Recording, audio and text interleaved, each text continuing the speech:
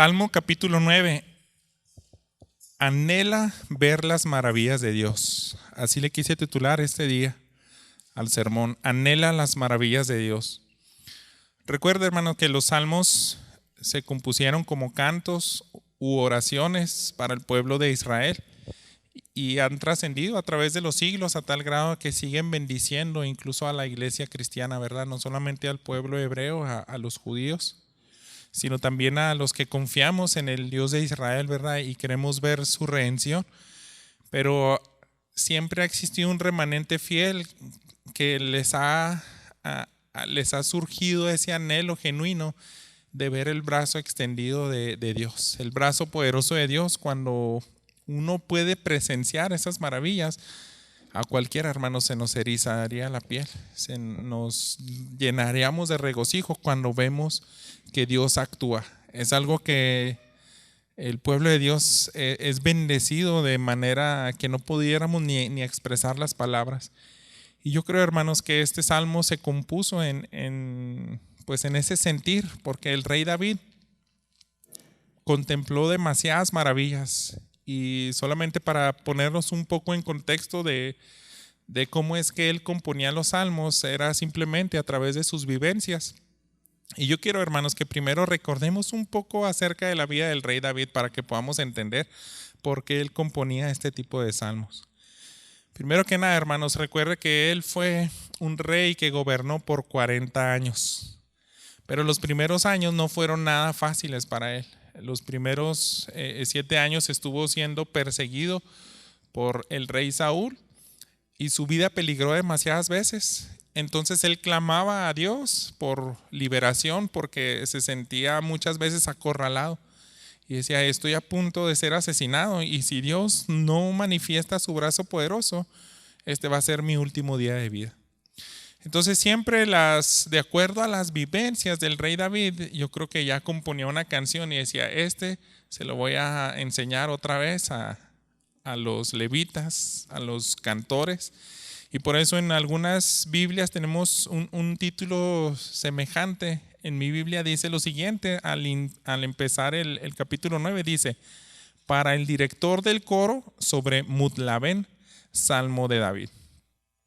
Entonces, a veces no son tan sencillas estas traducciones, pero sí se nos queda bien claro que era un canto, porque decía: tú nos vas a dirigir en esta alabanza. Yo no sé, hermanos, pero cuando uno sigue, yo estaba recordando en mi adolescencia, estaba con 2 amigos y de repente llegó uno con un CD nuevo y era un grupo cristiano. Pero era la primera vez que escuchábamos ese disco y cuando nos bendijo una canción, o sea, a los 3 se nos erizó la piel y qué suave. Y me acuerdo que principalmente fue por la canción del género, ni siquiera tanto por la letra. Pero el creyente, hermanos, debería de erizársele la piel por el contenido. Entonces yo me imagino que cuando David de repente decía: ya tengo un nuevo canto, vamos a lanzarlo, pues ahora sería equivalente en la radio, ¿no? Este va a ser el hit. Y ponga mucha atención, hermanos, porque ellos veían: wow, en verdad tenemos un Dios real, un Dios maravilloso, y será muy bueno agregar este canto a nuestro repertorio y cantarle cuando estemos en días tristes, afligidos, también en días alegres. Es necesario, hermanos, que aprendamos a alabarle de manera bíblica. Entonces, quiero que primero nos introduzcamos en el contexto y ver algunas citas. Quiero que vayamos a 2 de Samuel, porque este es un salmo de liberación, también mezclado con alabanza. La alabanza es a raíz de que Dios muestra su brazo poderoso en los momentos difíciles, tanto de manera personal al rey David, pero también de manera como nación.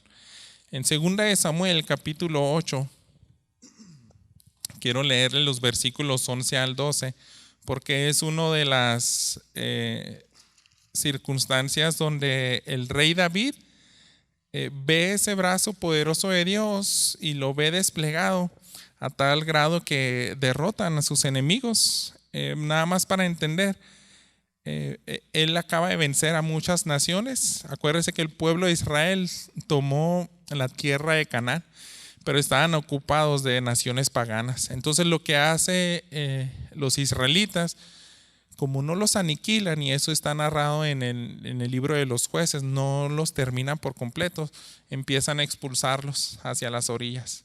Empiezan a derrotar, a destruir, a cada vez ocupar más el terreno. Pero ni siquiera en el tiempo del rey David, hermanos, se podía tener una conquista total. El rey Saúl hizo bastante avance, pero cuando el Israel desobedecía, ellos volvían a tomar fuerza y los oprimían y volvían a ocupar lugares. Entonces, este es un relato, hermanos, donde David logra conquistar y expulsar y alejar más a todos los enemigos de Dios. Y fíjese cómo dice estos versículos 11 y 12.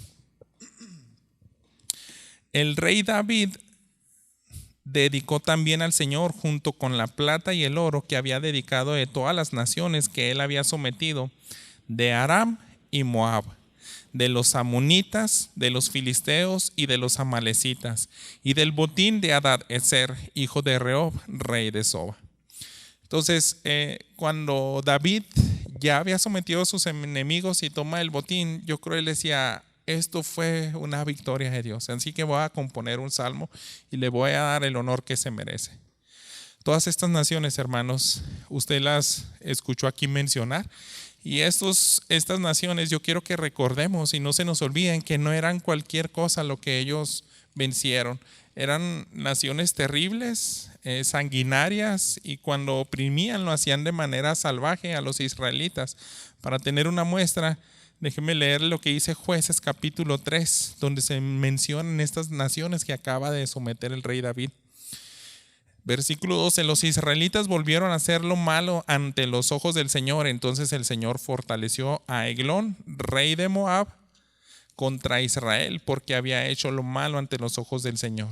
Y Eglón reunió consigo a los amonitas y amalecitas. Fue y derrotó a Israel y se apoderaron de la ciudad de las palmeras. Y los israelitas sirvieron a Eglón, rey de Moab, por 18 años.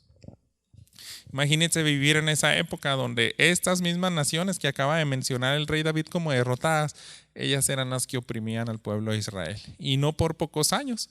18 años no es una temporada corta. Es pues toda la juventud de una persona, ¿verdad? Y no solamente encontramos ese tipo de naciones cuando ellas estaban teniendo fuerza y sometían a los israelitas. También quiero que vayamos a Primera de Samuel, pero en el capítulo 30, déjenme leerle los primeros 3 versículos. Ahora menciona a los amalecitas, estos mismos que se encuentran en el salmo que vamos a estudiar.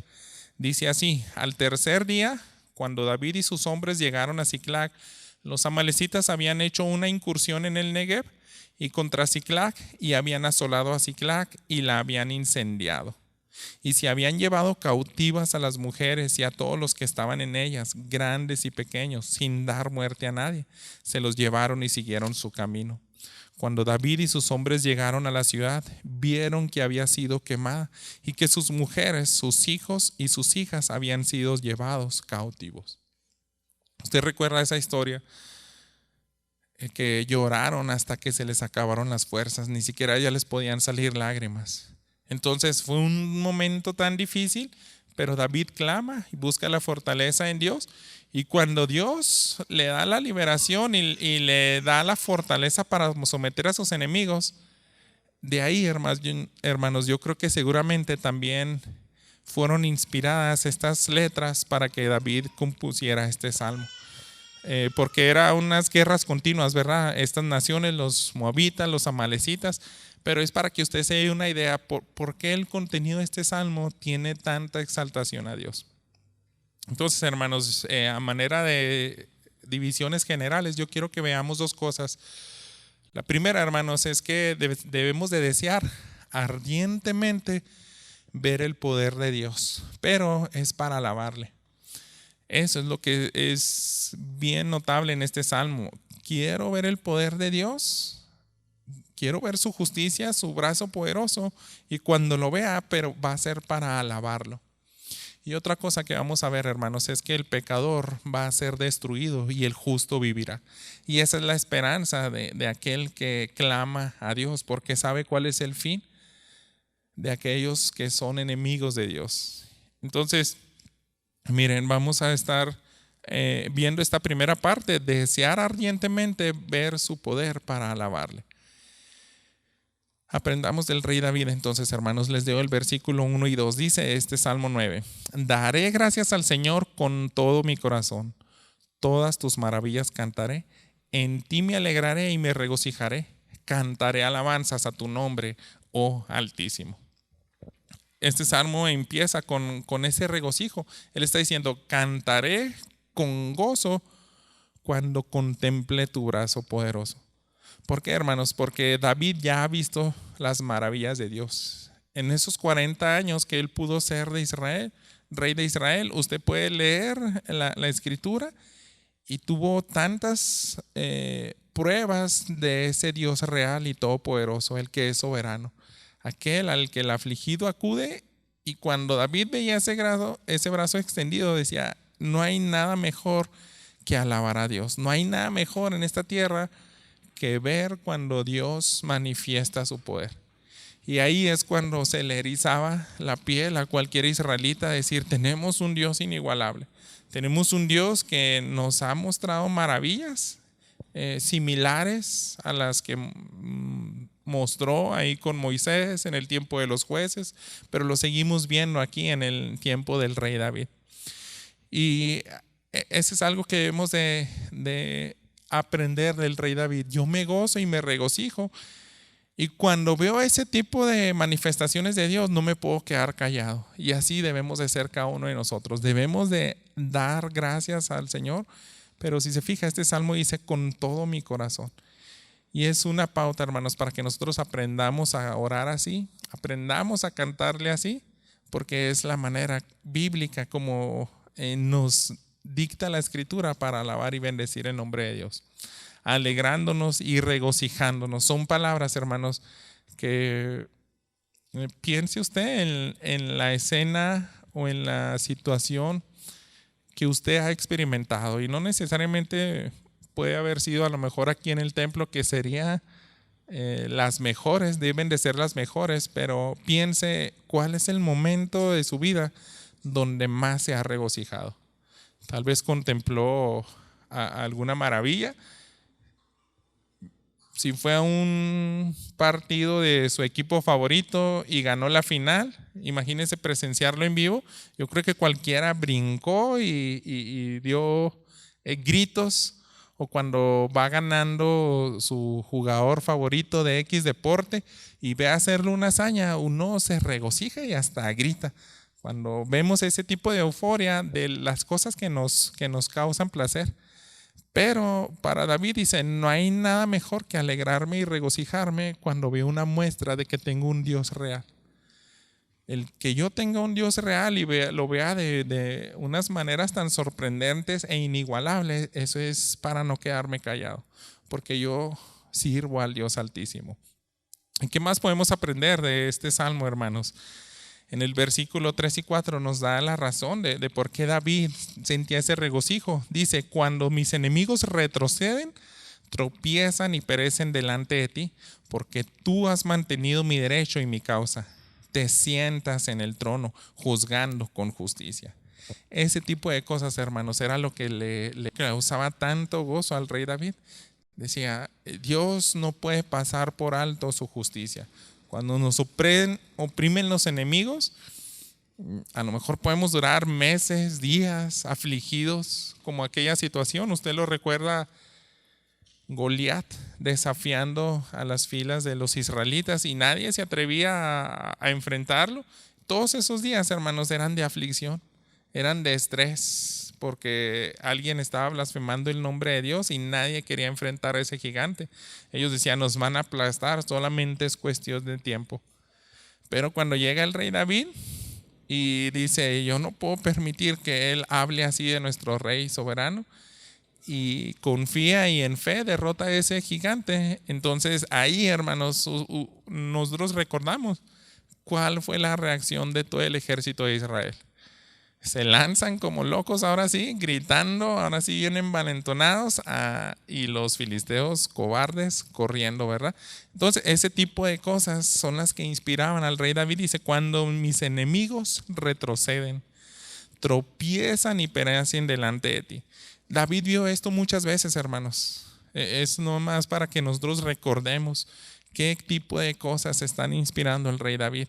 ¿Y qué más nos enseña este salmo? Fíjese el versículo 5 y 6. Has reprendido a las naciones, has destruido al impío, has borrado su nombre para siempre.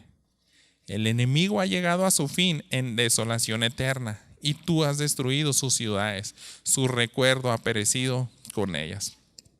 Entonces, el rey David decía, nosotros no podíamos vengarnos, nosotros no podíamos hacer nada en esos días tan difíciles. Sufríamos tanto, pero cuando Dios se levantaba y les daba su merecido y veíamos la venganza y su ira manifestándose, entonces esas naciones perversas hasta podían desaparecer. Y nosotros contemplar eso era de grande regocijo. Ellas pueden ser destruidas, ellas pueden ser humilladas, pueden ser aniquiladas y desaparecer, hermanos. Pero dice, ¿cuál es el contraste con nuestro Dios? Porque esas naciones tenían dioses. Esas naciones, hermanos, tenían deidades y se mofaban y decían, nuestro Dios de los moabitas, de los amalecitas, son indestructibles. Pero cuando Dios se levantaba, ahí se veía ese contraste. Y lo encontramos aquí en el versículo 7. Dice, pero el Señor permanece para siempre. Ha establecido su trono para juicio y juzgará al mundo con justicia. Con equidad ejecutará juicio sobre los pueblos. Ellos pueden perecer porque son mortales, pero el Señor permanece para siempre. Y David elevaba esas oraciones con esa convicción. Decía, nada más es cuestión de tiempo porque yo estoy del lado del Dios Todopoderoso. Aquellos pueden clamar a sus dioses, pero es incomparable al Dios a quien yo sirvo. Cuando clamo a Él y Él escucha, ahí es donde vemos que Él permanece para siempre. Nadie se puede levantar en su contra. Y el único que va a prevalecer en cualquier tipo de lucha va a ser mi Dios, el Dios de Israel. Es una gran bendición, ¿verdad? Este salmo, pero ¿qué más nos enseña, hermanos? Quiero que leamos el versículo 9. El Señor será también baluarte para el oprimido, baluarte en tiempos de angustia. En ti pondrán su confianza los que conocen tu nombre, porque tú, oh Señor, no abandonas a los que te buscan. Y este salmo, ¿por qué encontramos estas promesas, hermanos? Porque David ya lo vio en el pasado. Dice, Dios escucha realmente al oprimido que se refugia. Y el afligido, el que es un israelita, el que tiene fe en este Dios todopoderoso, no va a ser defraudado. Va a entrar a un refugio que es impenetrable. Y yo ya lo vi en el pasado. Yo lo he visto muchas veces en mis 40 años de rey. Por eso puedo cantarle a Dios todas estas verdades. Y son invitaciones, ¿verdad? Él está simplemente diciendo, los hijos de Dios que se refugian en Él no son defraudados. Así dice esta versión, es un baluarte, es un refugio impenetrable, hermanos, el Dios de Israel. Así que este salmo nos invita a eso, ¿verdad? Alabo a Dios porque no solamente veo su poder en esa manera donde le da el pago merecido a los impíos que oprimen a los justos, también lo veo porque su brazo poderoso es un brazo protector. Y a lo largo, ¿verdad? De toda la vida del rey David lo vimos. No solamente a veces parecía que estaba en problemas, como aquella vez que no sabemos exactamente los detalles y hasta qué punto su fe fue débil. Usted recuerda que una vez se hizo pasar por tonto, por loco, y dejaba babear saliva de su boca y el rey de los filisteos pensaba, pues ¿para qué quiero un loco más? O sea, ya quedó mal de la cabeza, no lo voy a matar. Entonces Detrás de eso, hermanos, yo no dudo que David de todas formas confiaba en Dios porque lo perseguía el rey Saúl y no sabemos hasta qué punto fue tan bueno, qué tan malo, pero él sobrevivió. Y en esos salmos decía, aún Dios me permitió, si se me ocurrió esa idea y no sabemos qué tan sabio sea, pero siempre confiaba en Dios. Si voy a estar ahí y si me perciben como alguien realmente mal de la cabeza, es porque Dios me va a permitir ser cuidado y protegido. En muchas circunstancias así lo experimentó el rey David, hermanos.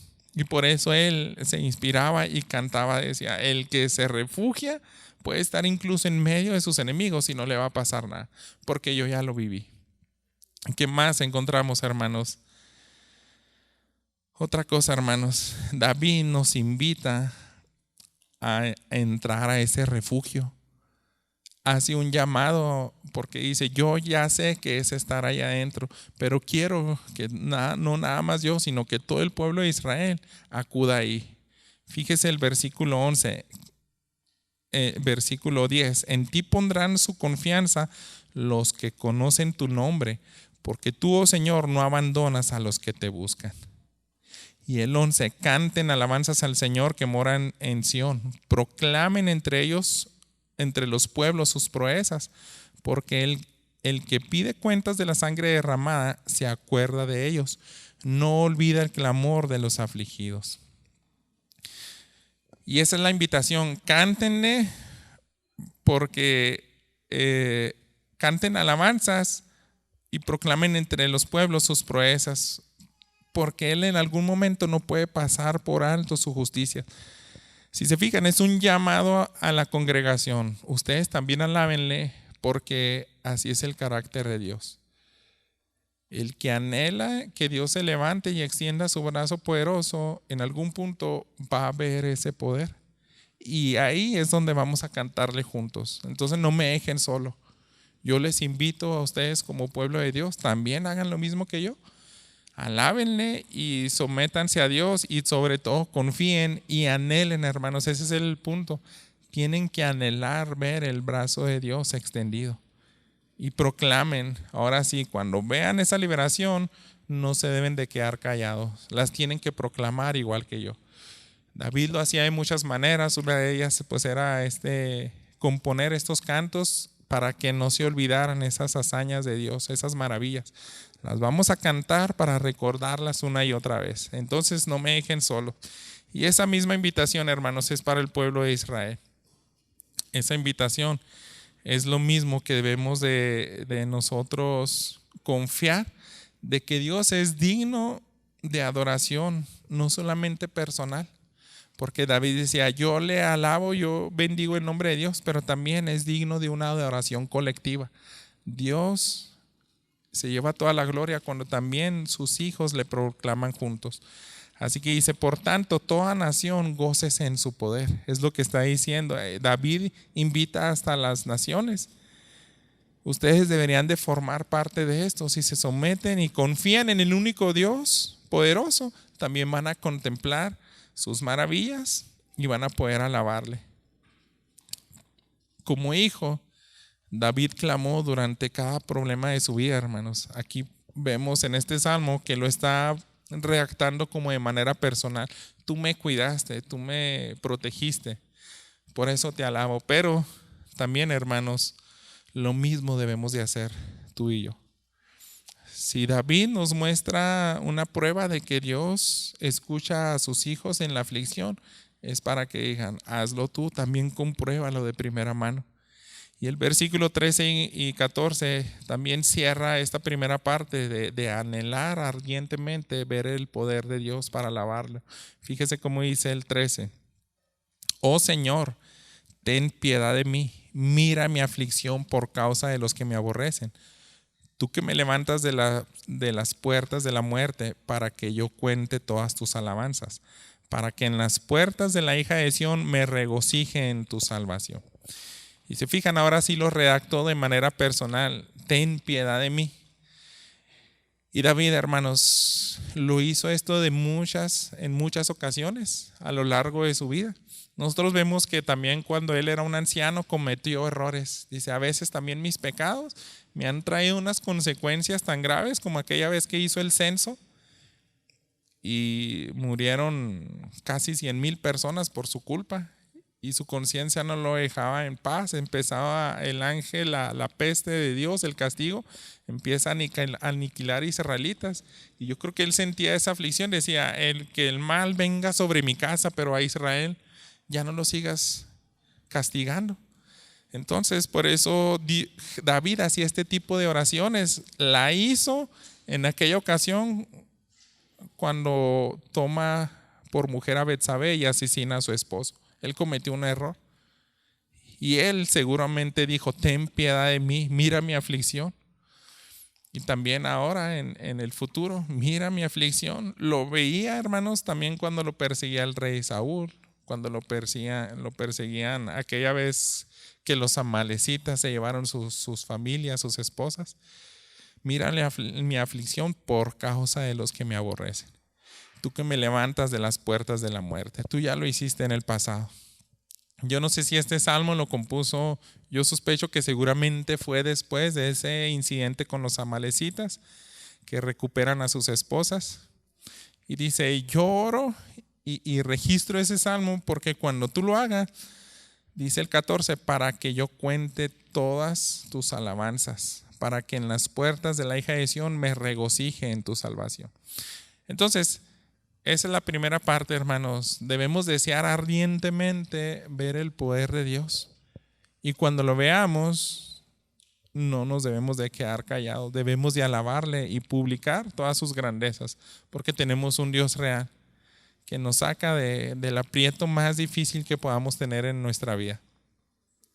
Pero, hermanos, toda esta oración que se nos invita hasta el día de hoy, no es nada más hacerla y con cierta duda de decir, se me hace que Dios es soberano y solamente va a contestar a sus consentidos, solamente va a contestar cuando está de buenas, cuando no está dormido y que sí escucho.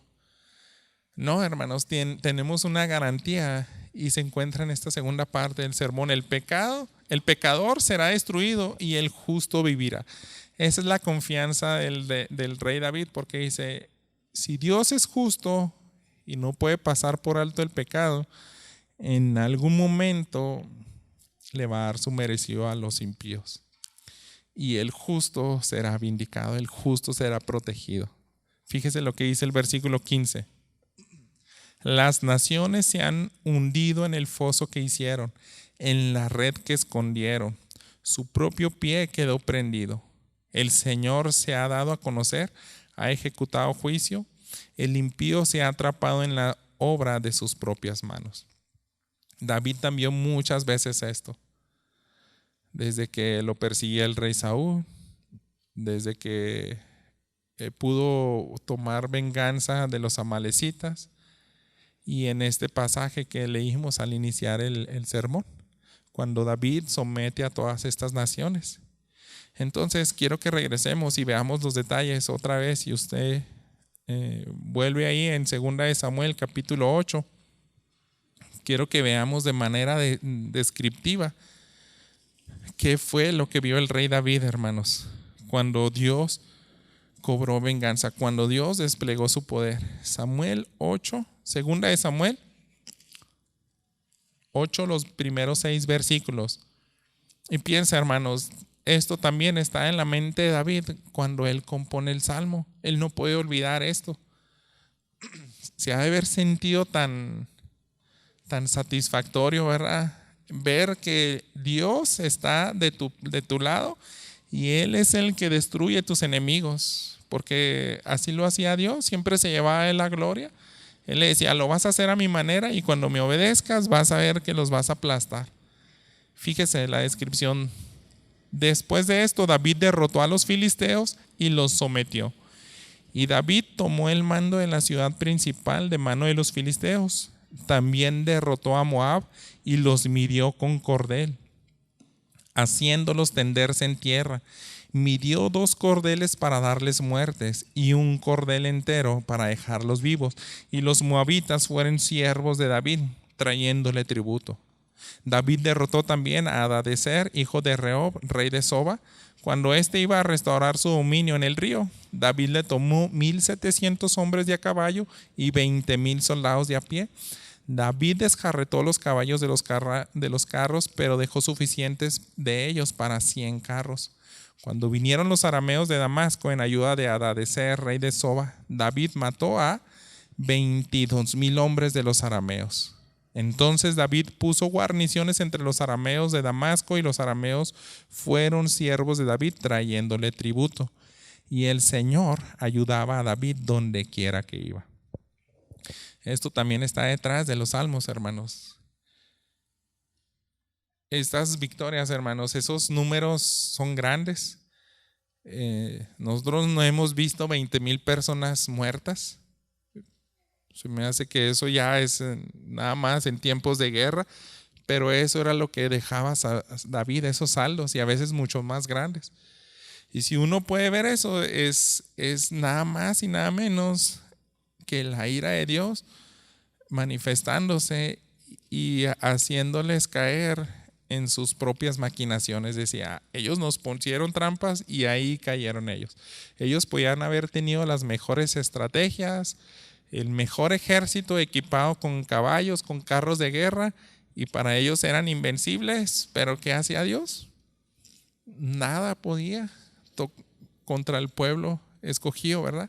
El fin del malvado, hermanos, entonces es seguro, van a caer.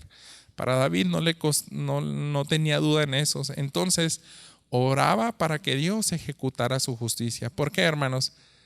Desde los jueces, recuerde, todas estas naciones eran sanguinarias, eran blasfemas contra el nombre de Dios. Dios ya tenían harto a Dios, que decía, los voy a expulsar y quiero que aniquilen porque son tan perversos.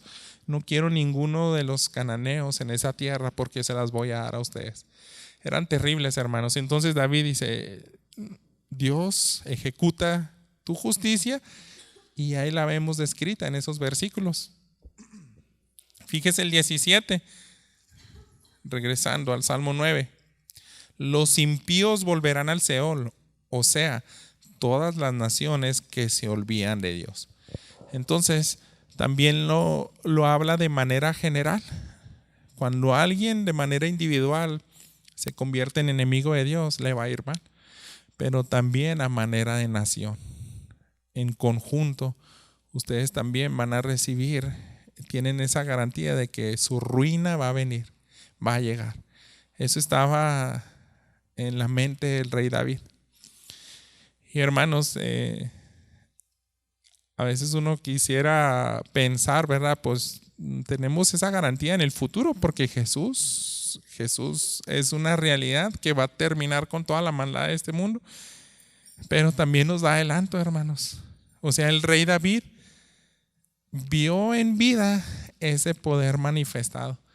Y a veces yo creo que también es bueno, hermanos, orar a Dios, pero siempre con ese cuidado de decirle, quiero ver tu brazo poderoso haciendo justicia y libéranos aquí en vida. Manifiesta ese poder. Por eso se elevaba en esas oraciones, ¿verdad? Y déjeme terminar con estos últimos 3 versículos, porque ya lo pide de una manera más específica. Fíjese, pues el necesitado no será olvidado para siempre, ni la esperanza de los afligidos perecerá eternamente. Levántate, oh Señor, no prevalezca el hombre, sean juzgadas las naciones delante de ti. Pon temor en ellas, oh Señor, aprendan las naciones que no son más que hombres. Ese era el anhelo del rey David. ¿Por qué? Porque yo no puedo soportar que se estén burlando de ti, que estén afligiendo a tu pueblo, al justo, que le estén haciendo la vida de cuadritos. Entonces, detrás de estas oraciones y muchos salmos, o son oraciones imprecatorias, porque parece algo así como si fuera un sádico David, ¿no? A veces nos podemos imaginar, porque él está diciendo, levántate, Señor, juzga a las naciones, y dice, pon temor en ellas, aprendan las naciones que no son más que hombres. Pon ese temor, o sea, como para que se aterroricen y que digan, pues sí es cierto, yo soy polvo.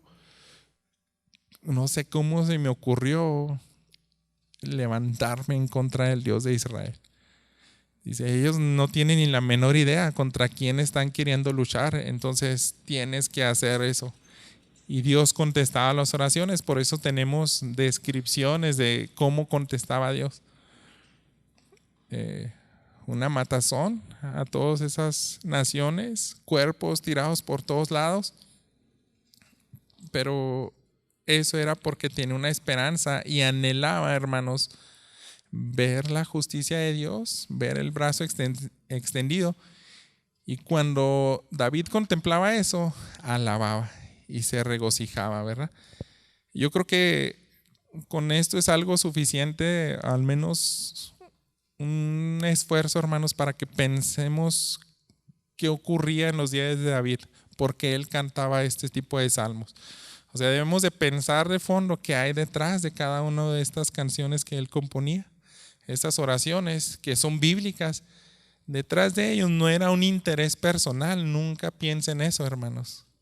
Obviamente él recibía bendición porque lo sacaba de sus temores, de sus aflicciones, pero detrás de todo eso, hermanos, es ver a un Dios real, un Dios que no puede dejar intranquilo al afligido que confía en él.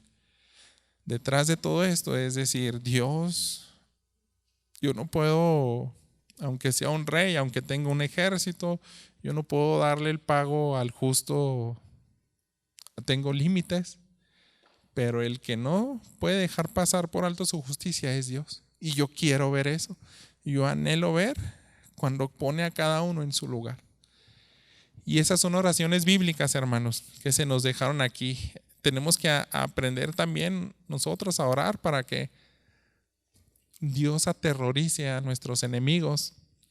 Y detrás de eso, hermanos, también es considerar para que ellos se vuelvan a Dios. Porque aquel que realmente es consciente de contra quién se está levantando, ya se siente humillado y va a decir, no puedo con él. O se rinde ahí mismo o va a perecer para siempre. Así siempre ha sido cuando un hijo de Dios que ha sido tan rebelde en su vida pasada logró volver en sí. Piensa en la vida del apóstol Pablo. Él asolaba la iglesia, dice que los arrastraba a las cárceles, daba consentimiento cuando los mataban.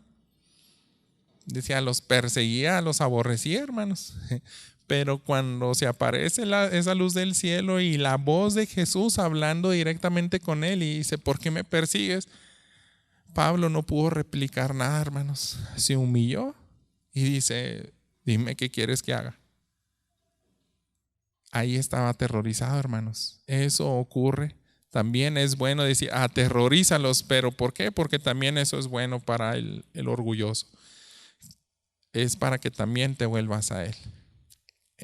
Yo creo que también detrás de esas oraciones del rey David estaba eso, porque en los versículos previos también dice, alábenle las naciones, alábenles, porque ustedes no tienen ni la menor idea de contra qué Dios están enfrentando. O se vuelven parte de él y le sirven y le alaban, o si no van a ser aplastados bajo su ira.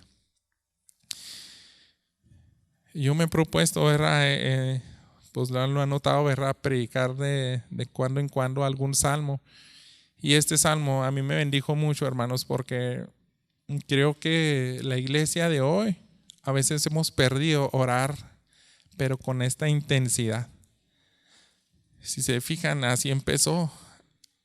Daré gracias a Dios con todo mi corazón y cantaré todas sus maravillas. ¿Por qué? Porque dice, es lo mejor que puedo experimentar. Ver el brazo de Dios desplegado, ver su justicia, y ahí se me va a erizar la piel y voy a decir, tengo un Dios real, no lo puedo ver, pero sé que existe y le voy a cantar porque yo sé que estoy del lado correcto.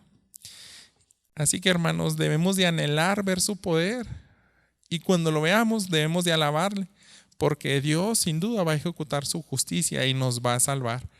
Si se fija, hermano, este salmo es para que nosotros lo apliquemos tanto de manera personal, y es válido completamente que si usted tiene cualquier tipo de aflicción, diga: acude, ayúdame, acude a mi rescate porque estoy tan afligido, puedo tener días complicados, y póngale la circunstancia que sea, lo que sea que esté menguando y quitándole energía mental que ni siquiera puede descansar.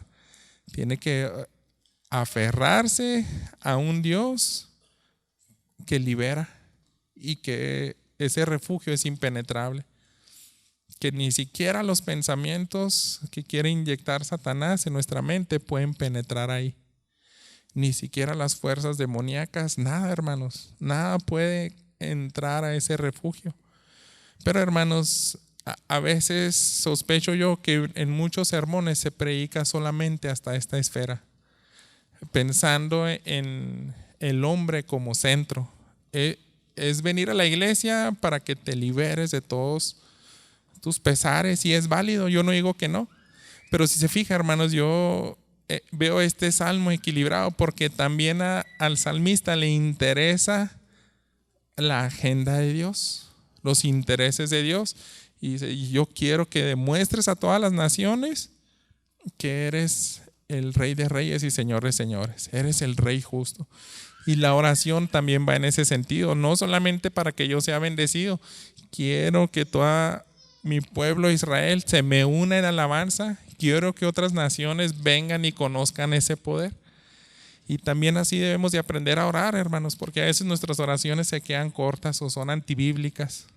A veces nada más oramos por nuestros intereses, pero este día Dios te está invitando, te está diciendo: ¿sí anhelas ver mi brazo extendido? Si lo llegas a ver, ¿vas a proclamar mis maravillas? Si realmente tienes esa fe y confianza de que soy el mismo de ayer, que puedo mostrar ese poder y traer justicia en vida antes de que mande a mi hijo por segunda vez. Entonces, hermanos, Dios extendió su brazo poderoso y David lo disfrutó, pero yo quiero que tú también te vayas con ese desafío y decirle: yo también quiero ver exactamente lo mismo. Quiero ver eso, quiero sentir y experimentar que es que se te erice la piel por ver a Dios actuar. Porque a veces, hermanos, yo me temo que si no elevamos este tipo de oraciones con tal intensidad, no podemos tener tantos testimonios como el rey David. Y la vida del cristiano se vuelve pasiva, ordinaria, sin tener anhelo de ver este tipo de cosas. El viernes yo le decía a los hermanos que estuvimos el miércoles, en el culto de oración, les decía: yo no sé si han tenido alguna vez en el pasado algún sueño de ver a algo, a Dios obrando por medio de tu vida, haciendo algo que sabes que a veces te falta hasta fe, ¿no? Para ser constante y decirle, no sé, piense en algo como: quisiera ser un misionero hasta allá al final del mundo. Quisiera entrar a un lugar donde nadie quiere entrar y ser luz ahí. Quiero experimentar tu poder. Debemos de aprender a pedir ese tipo de cosas, hermanos, y este salmo nos va a ayudar sin duda. Así que no solo pienses en tus luchas personales, también piensa en el afligido, porque ese era el contenido de la oración de David. Que ya no sean oprimidos todos aquellos pues que son intimidados por los paganos. A David, hermanos, le preocupaba mucho eso. Por eso enviaba sus ejércitos y decía: me encomiendo a ti, a Dios. No sé si usted recuerda aquella ocasión donde se muere un rey que era amigo de él, y luego su hijo regresa a sus embajadores que David envió, ¿no?, a tratar de seguir con ese tratado de paz. Los regresa avergonzados, casi desnudos, le corta la barba a la mitad, los afrenta. Se hace una guerra y se describe que se juntaron demasiados reyes Y David dice, nunca hemos tenido una pelea con estas cifras. Nuestro ejército no va a alcanzar. Están rodeados Joab y su hermano Abisai. Y dice, ¿sabes qué? Vamos a pelear por nuestras familias y que Dios haga lo que quiera hacer. Ellos se arrojaron en la confianza en Dios. Eran minoría, hermanos, pero ellos oraban como David. Vamos a pelear por nuestras familias, por el indefenso, por el que no puede salir de esa angustia. También, hermanos, este salmo es para que aprendamos a orar así. Déjenme terminar con esta ilustración y tengan un poco de paciencia. No quiero forzarla ni nada, pero se me hace así hasta tan sorprendente de dónde la voy a sacar, porque el viernes iba caminando ahí uno de los parques que están al lado de la avenida Cantera y estaba un señor con un perro. Y pues a mí me llamó la atención, pero un perro muy bonito, un perro pastor alemán, grande, así imponente. Y el señor tenía algo en el brazo, o sea, como que lo estaba entrenando para aventarle ahí que se lo trajera ese objeto. Pero el perro estaba tan inquieto y estaba así ansioso, como ya, aviéntamelo, ya. Entonces le hacía señas, primero quédate aquí a mi lado, quédate aquí y hasta que yo haga la señal. Y el perro estaba pero ansioso, hermanos, y yo también se me pegó esa ansiedad. Yo también ya quería, aviéntalo ya quiero ver cómo sale ese perro. Y hasta que el Señor extiende el brazo y ese perro, hermanos, corrió con tantas ganas y así se perdió. Yo sospecho que el Señor ni siquiera alcanzaría a aventar ese objeto hasta donde llegó el perro, allá como a 200 metros. Bien lejos el perro corrió con toda su velocidad. Pero el Señor ni siquiera aventó nada, nomás le hizo la finta. Y el perro salió allá a perderse y buscando eso. Y de pronto yo digo, yo sospecho que ha de haber sido providencial, o sea que Dios me permitió ver eso. Y quiero aplicarlo de la siguiente manera, hermanos. Yo me quedé pensando, yo debería de ser así como ese perro, anhelar a que ver el brazo desplegado, el poder de mi amo y contemplar eso. Pero más que nada con esa ansiedad de ver eso, de ver que Él haga y actúe. Y me quedé pensando bastante en esa escena a tal grado que dije, ¿qué tal si hubiera sido un gato lo que hubiera traído ese señor? O sea, un gato no lo puedes domar y los gatos tienen una naturaleza completamente distinta de que a mí no me ordenas, yo hago lo que se me da la gana. Yo no soy como los perros que entrenas y le truenas y te mueven la cola, no, yo casi te ordeno a ti. Entonces es una naturaleza completamente distinta. Pero un perro, hermanos, así es su naturaleza. Es más, aunque sea una raza que no tiene tantas habilidades y que no fue diseñado como un pastor alemán, piensa en un pug, un chihuahua así. Ese perro no hubiera podido ir hasta allá, tan lejos. Pero seguramente, si le avientas un palo a 10 metros, si hubiera ido ahí y lo alcanzaba a ver y sería su límite, ¿no? Pero tiene esa naturaleza de que le gusta jugar, le gusta ser amigo de su dueño, obedecerle, aprender de él, ¿no? Y quiero que pensemos un poco en eso, hermanos, porque yo creo que como cristianos deberíamos de tener una actitud de decir, yo quiero servirte hasta donde tú me mandes, hasta donde tú me mandes. Es más, si yo no tengo tantas capacidades para ir tan lejos, no sé, piénselo. Tal vez mi fe no me da tanto para ir allá a Corea del Norte y meterme ahí con los comunistas y predicarles, pero al menos ayúdame a llegar más lejos, allá con mi vecino. Déjame llegar al menos a un municipio de aquí de Chihuahua. Y yo creo que también uno se entrena, ¿no?, en la dependencia y sobre todo anhelando más que nada ver ese brazo poderoso, porque si nosotros no aprendemos a orar así, hermanos, no vamos a ser instrumentos para liberar a otros oprimidos. El rey David, hermanos, él quería bendecir a su pueblo y clamaba a Dios, decía, yo quiero protegerlos, yo quiero entrar a esos lugares y sacarlos de las garras del enemigo y cantar por tus maravillas. Entonces, hermanos, yo pensando en las cosas que podemos aplicar, es que primero que nada debemos de anhelar ardientemente, orar así como el rey David. ¿Por qué, hermanos? Porque piensen tantas personas tan afligidas. Esta semana yo escuché y nos llamaron todavía no se hace un comunicado, se está haciendo por etapas, pero se ha cerrado esa asociación del Aishan, del acogimiento de niños, y nos llaman a los pastores y hay muchos problemas detrás de eso. Ya hasta junio termina este ciclo con esta asociación, pero cuando me empiezan a escribir hay muchos problemas porque el gobierno está actuando muy mal.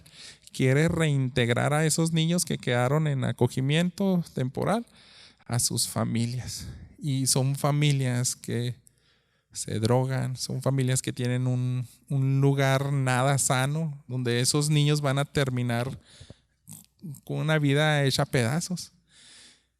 Entonces el pueblo cristiano debería orar y decir, ¿sabes qué? Yo no puedo permitir eso. Yo quiero ver tu poder desplegado. Yo quiero ver cómo prostitutas que tienen años desde su ni siquiera juventud, desde su adolescencia o niñez en esos lugares y han sido oprimidos. Pero yo quiero que tú despliegues tu brazo poderoso. Yo quiero ir a esos países donde nadie quiere predicar, donde a los cristianos persiguen y los matan. Se fija, hermanos, este tipo de cosas son las que uno debe aplicar al leer la palabra de Dios. ¿Por qué? Porque si realmente anhelas ver el brazo poderoso de Dios, es necesario que oremos así.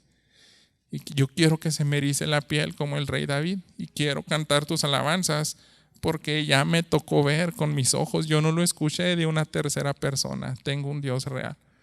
Dios sigue haciendo proezas, sigue manifestando su brazo poderoso en mi ciudad, en mi familia. De manera personal puedes pedirle de tus aflicciones, pero no te quedes solamente ahí. Ora también para bendecir a alguien más y que más naciones, lengua, tribus vengan a ese conocimiento y se unan a la alabanza de Dios. ¿Qué le parece si oramos? Señor bendito, quiero poner en tus manos, Señor, este mensaje para que no se olvide de nuestros corazones. Y tú nos has instruido hoy cómo claman a ti los hijos que anhelan ver tu poder, los que no tienen duda de que vas a responder y mostrar tu brazo poderoso en medio de este mundo lleno de maldad. Pero también quiero pedirte, Señor, si en este lugar aún hay personas que no anhelan esos y no hemos elevado este tipo de oraciones, Padre, también hazlo reflexionar, que Él realmente tenga esa naturaleza de hijo tuyo, porque si no estamos orando de esta manera, también hay una probabilidad de que ni siquiera seamos tus hijos. No tenemos esa naturaleza de someternos, no nos interesa tu gloria, solamente nos interesa nuestra agenda personal. Queremos que esas personas en este lugar vengan al arrepentimiento. Queremos asegurarnos que cada uno de nosotros vamos a ser tus hijos y vamos a tener esa naturaleza, ese instinto de un corazón nuevo, de que solamente te quiere agradar a ti, que quiere ir hasta donde tú digas y que quiere estar presto, Señor, para hacerlo de manera instantánea, que quiere tener hasta ansiedad por ver ese brazo poderoso manifestado. Necesitamos una congregación así, Señor, para impactar a nuestros vecinos, a nuestros compañeros de trabajo, para sacar a aquel afligido de los lugares de tinieblas, para no tener temor en aquellos peligros, Señor, que parecen imposibles, Señor, de superar. Queremos ser una iglesia distinta, Señor, y agradecemos y bendecimos tu nombre por darnos este salmo. Y anhelamos realmente ver tus maravillas este año, Señor, como congregación. Danos, Señor, ese privilegio de ver tu brazo extendido y sacar almas, Señor, de las garras de Satanás.